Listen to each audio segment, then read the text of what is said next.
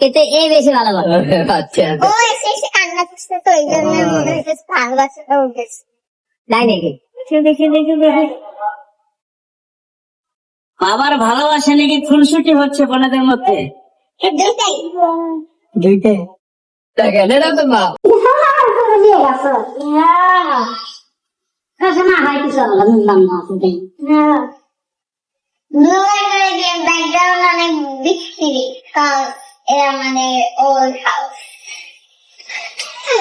আমার লাইফ ছাড়া 88,000 ভিউ হয়ে গেছে কালকে।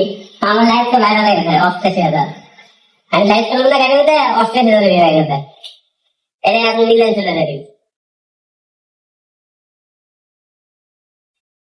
আরো হইতো কয়লা যেমন ধুইলে ময়লা যায় না, ঠিক তেমন আমাদের হিরো আলম ভাইকে যতই ধোয়া কাচা করুন না কেন তার স্বভাব কখনোই পরিবর্তন হবে না। হিরো আলম 21 দিন জেল খেটে বের হয়েছে, কিন্তু ওই যে একটা কথা আছে না, স্বভাব যায় না ধুইলে ময়লা কোনোদিন পরিষ্কার হয় না। হিরো আলমের ক্ষেত্রেও তাই ঘটেছে।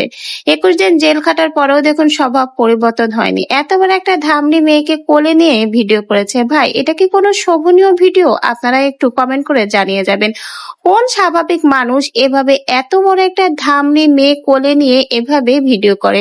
হোক সেটা পরিবারের আপনজন, মেয়ে, বোন, বন্ধু, যাই হোক না কেন, কিন্তু এটা কি আসলে কি শোভনীয় যে এত বড় একটা মেয়েকে, এত বড় একটা ধামড়ি মেয়েকে এভাবে কোলে নিয়ে ভিডিও করা? এজন্যই মানুষ বলে কিছু কিছু মানুষের স্বভাব যতই আপনারা ধরুন না কেন, কখনোই সেই ময়লা স্বভাব কয়লা কখনোই ধুইলে পরিষ্কার হবে না।